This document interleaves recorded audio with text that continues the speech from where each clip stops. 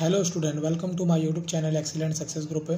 तो स्टूडेंट, आज हम डिस्कस करेंगे क्लास 10 में चैप्टर 6 ट्रायंगल के इंपॉर्टेंट क्वेश्चन नंबर 41 बोला गया है कि एक इक्विलेटरल ट्रायंगल है ABC जिसमें AD परपेंडिकुलर है BC पे। तो प्रूफ करो 3BC का स्क्वायर इक्वल होगा 4AD के स्क्वायर के। तो पहले मैंने एक इक्विलेटरल ट्रायंगल बना लिया जिसकी तीनों साइड इक्वल होती है, उसे बोलते हैं इक्विलेटरल ट्रायंगल। इसमें साइड ले ली मैंने ABC पॉइंट ले लिए जिसमें AD परपेंडिकुलर होगा किस पे, BC पे। तो इसकी तीनों साइड इक्वल होती हैं। मान लो मैंने इसे मान लिया x, ये भी पूरा कितना होगा, x होगा। जो AB होगी ये भी कितनी होगी, x होगी। अब ये जो मेरी परपेंडिकुलर है ये BC को इक्वल 2 पार्ट में डिवाइड करेगा। अगर मैं किसी इक्विलेटरल ट्रायंगल में परपेंडिकुलर ड्रॉ करता हूँ तो उसको बराबर बराबर 2 हिस्सों में बांट देगा। अगर ये पूरा x था तो ये हो जाएगा x/2 और ये हो जाएगा x/2। ठीक, प्रूफ करना में 3BC का स्क्वायर इक्वल होगा 4AD के स्क्वायर के। पहले लिखता हूँ triangle ABC is an equilateral triangle जिसमें मैंने तीनों साइडों को मान लिया कि AB, AC और BC तीनों मेरी x है, AD परपेंडिकुलर है BC पे। हमें 2 प्रूफ करना है 3BC का स्क्वायर 4AD के स्क्वायर के इक्वल होगा। तो जो मैंने परपेंडिकुलर किया था, draw perpendicular from A to BC is bisector of BC। ये BC का बाइसेक्टर होगा जिसकी वजह से BD और CD दोनों इक्वल होंगी, जिसे मैंने मान लिया x/2 होगा। दोनों बराबर बराबर इसे होंगे। अब चाहे ट्रायंगल ये वाला ले लो या ये वाला ले लो, हमें BC को 4AD के इक्वल प्रूव करना है। तो मैंने ट्रायंगल ले लिया ये वाला ADC। ये मेरी x/2 है, ये मेरी x है, ये मेरी कौन है, AD। ठीक है, परपेंडिकुलर। तो इसमें हम AD की वैल्यू निकालते हैं। यहाँ लिखा इन ट्रायंगल ADC। तो 90 डिग्री के सामने वाली साइड होती है हाइपोटेन्यूज। हाइपोटेन्यूज का स्क्वायर परपेंडिकुलर का स्क्वायर प्लस में बेस का स्क्वायर। AC मेरी कितनी है x, AD मालूम नहीं, CD कितनी मेरी x/2। तो x को x से गुणा करेंगे x स्क्वायर आ जाएगा, AD x को x से गुणा करेंगे x स्क्वायर, 2 को 2 से गुणा करेंगे 4, प्लस का इधर x को आ जाएगा माइनस का, AD का स्क्वायर। तो इसके नीचे कुछ नहीं है, दोनों का एलसीएम लेके बेस इक्वल कर लेंगे। 4 1 जा 4, 4 में से 1 गया कितना आया, 3x² अपॉन में 4। अब नीचे 4 है, क्रॉस मल्टीप्लाई में चला गया, 4 इसके साथ मल्टीप्लाई में आ गया, 3x² 4AD²। अब देखो x क्या था, इस ट्रायंगल की तीनों साइडें थी, तो जितना BC था उतना AC था उतना AB था। BC कितना था मेरा x था, तो यहाँ पे मैंने 3x की जगह लगा लिया BC का स्क्वायर। और ये बात हमें क्या करनी थी, प्रूफ करनी थी। 3BC का स्क्वायर इक्वल होगा 4AD के स्क्वायर के। और इसी के साथ मेरा क्वेश्चन नंबर 41 यहाँ पे कंप्लीट होता है। अब हम डिस्कस करेंगे क्वेश्चन नंबर 42। क्वेश्चन नंबर 42 में दे रखा है ABC जिसमें ACB 90 डिग्री है, CD परपेंडिकुलर AB पे। प्रूफ करो BC का स्क्वायर अपॉन में AC का square is equal to BD upon में AD। तो पहले मैंने एक ट्रायंगल बनाया जैसा इन्होंने बोला है। बोला C पे 90 डिग्री, बीच में C आ रहा है ना, C पे 90 डिग्री को रखना है, बाकी A और B को जहाँ मर्जी रख सकते हैं। A मैंने यहाँ ले लिया, B यहाँ ले लिया। CD परपेंडिकुलर है किस पे, AB पे।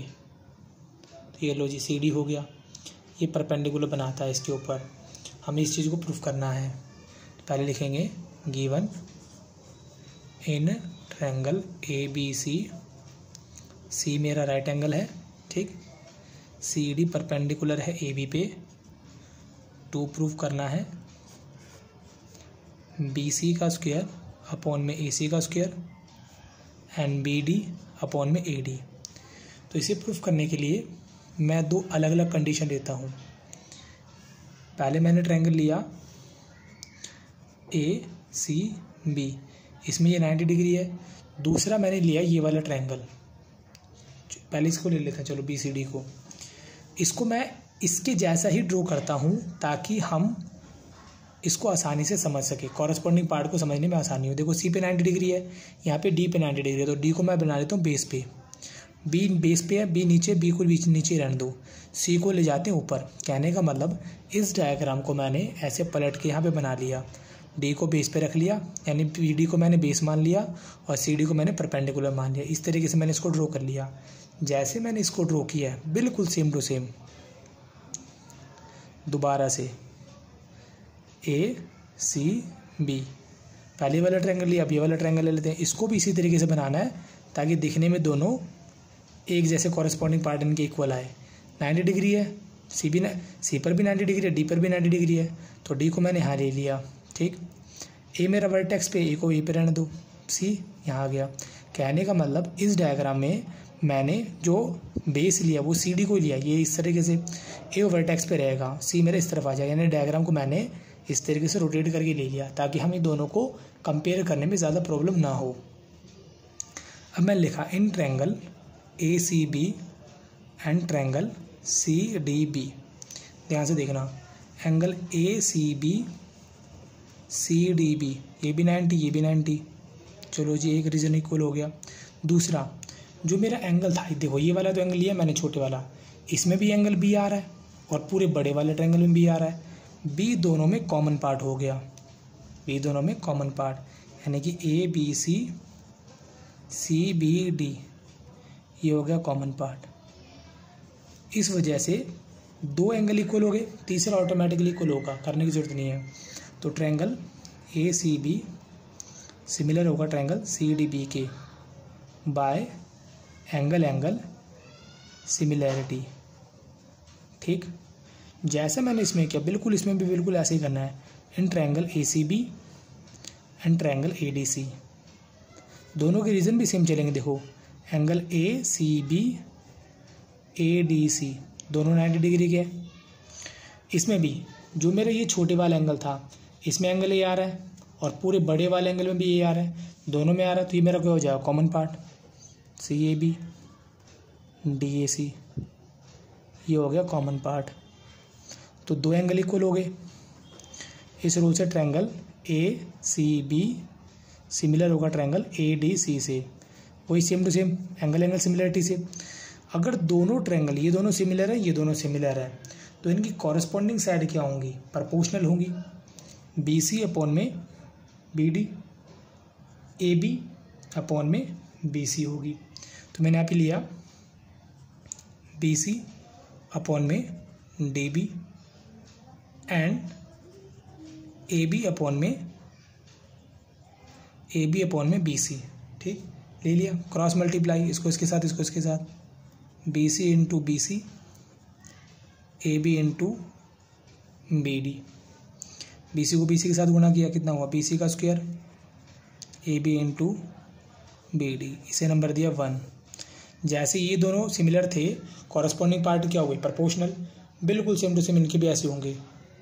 ए सी अपॉन में क्या हो जाएगा A D, A B upon में क्या हो जाएगा ए सी। तो यहाँ लिखा मैंने A C upon A D, A B upon A C, cross multiply, A C into A C, इसको इसके साथ, A D into A B, power 1 power हुई 2, A D into A B. अब इक्वेशन 2 मान लिया, इक्वेशन 1 में equation 2 का divide कर देंगे। 1 ही मेरी बी सी का स्क्वायर अपॉन में ए सी का square, A B into B D, A D into A B से भी मेरा कैंसिल हो गया, बी सी का स्क्वायर ए सी का स्क्वायर, या बी डी अपॉन में ए डी। और यही बात हमें क्या करनी थी, प्रूफ करनी थी। और इसी के साथ मेरा क्वेश्चन नंबर 42 यहाँ पे कंप्लीट होता है। उम्मीद करता हूँ स्टूडेंट आपको क्वेश्चन समझ में आ गया होगा। अगर आपको वीडियो अच्छी लगी तो वीडियो को लाइक करें, शेयर करें, कमेंट करें और इस चैनल को जरूर सब्सक्राइब कर लें। मिलते हैं अगली वीडियो में। Okay, bye bye, thank you.